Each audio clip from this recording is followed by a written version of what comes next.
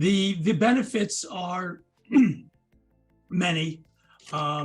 The basis of the subscription model was the one thing that folks have to do with their money is file a tax return. We've included ongoing tax planning, tax preparation, sourcing, storage of all your important tax documents. The benefits on top of that are everything's working together. Your taxes affect everything you do. Everything you do affects your taxes. Having one place to have that all moving in the right direction, it's a big benefit.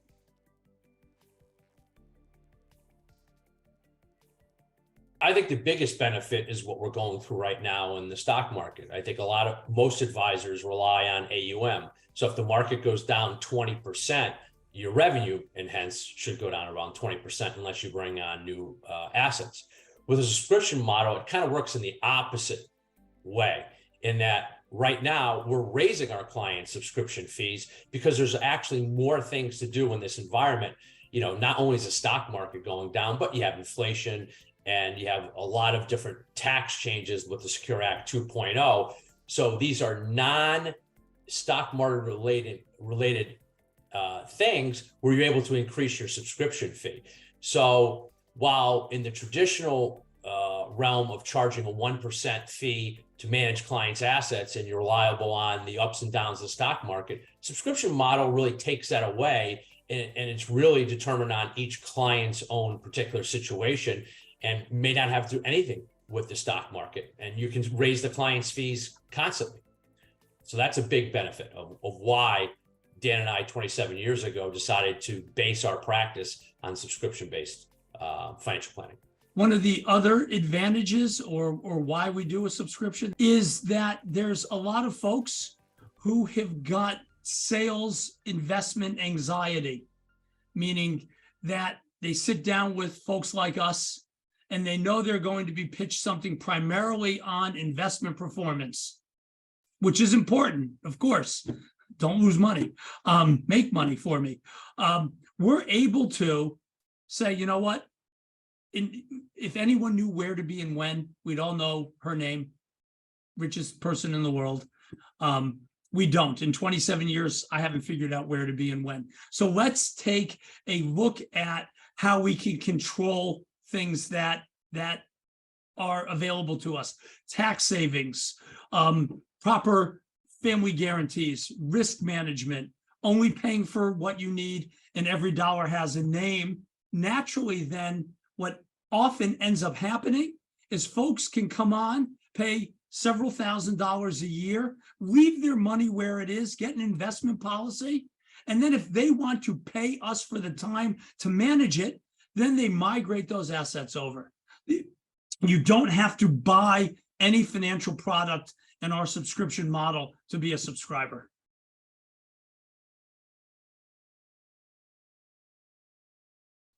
Brian can speak better to the technical hurdles, which are important. It's the mindset hurdle. It's the home office. It's the OSJ that the corporate RIAs may not allow to do. The other piece is coming to grips that the sale is the subscription, not that low-hanging fruit that you can see that they want to move their, what should I do with my 401k? And you start coming up with 18 different investment proposals. It's incorporating that 401k, what's important about money, what do you want to have happen, asking the right questions, again, taking a tax look at it. Where's the time savings? If someone just wants you to manage money, then they're not really a candidate for a subscription. If they're not willing to have a candid conversation, if it's a couple, both people in that relationship as part of it.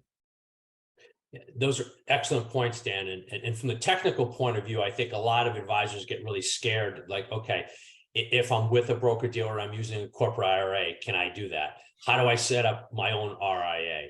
What do I do internally with the staff? we charge monthly subscription fees, and we have an ACH service. So the money comes directly out of the client's checking account on a monthly basis. People are like, how do you do that?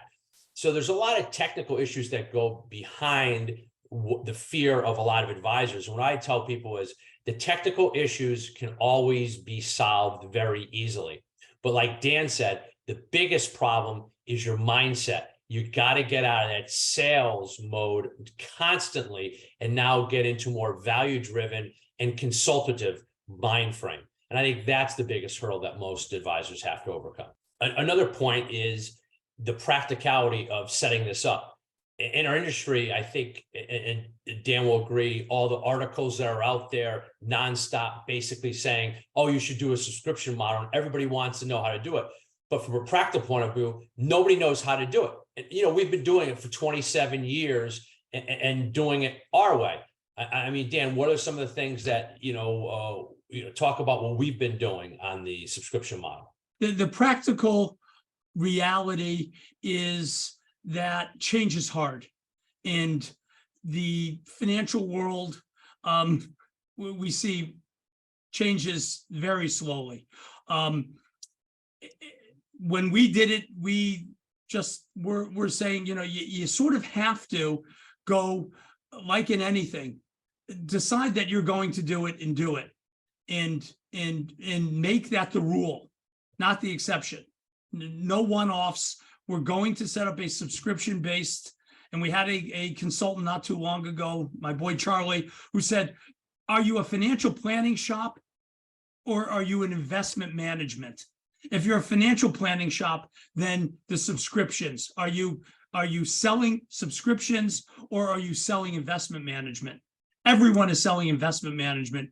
We have yet to come across, when we are meeting with other colleagues, when we're asked to speak, anyone who's making 6 figures on subscriptions. We don't know anyone out there. Now, there may be people out there, but we don't know of anyone. Very few financial advisors are getting paid for financial advice. Very few financial advisors are getting paid for tax planning. Very few financial advisors are getting paid for estate planning. They do all this stuff to sell a life insurance policy, which may be a great solution for the estate plan.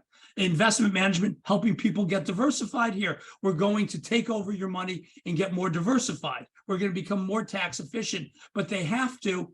They're not writing you a check for that advice. You're getting a RIP or a commission, and that's the big difference. It's committing to financial advice.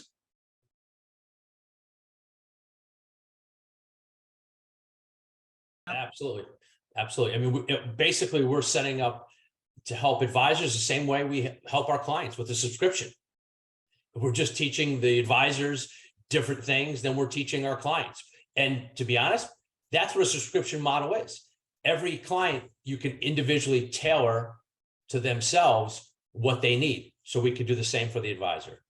I firmly believe the more folks that we talk about and show how to do it, whether there's any relationship beyond just a phone call and an email follow-up. Here's how we do the ACH. Here's a sample plan. Here's the questions we ask.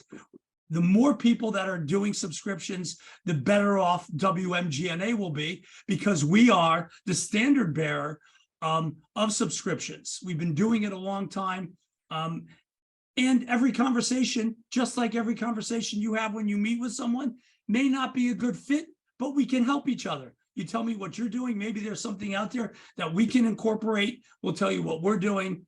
And if that's all that happens, it will be time well spent on our end.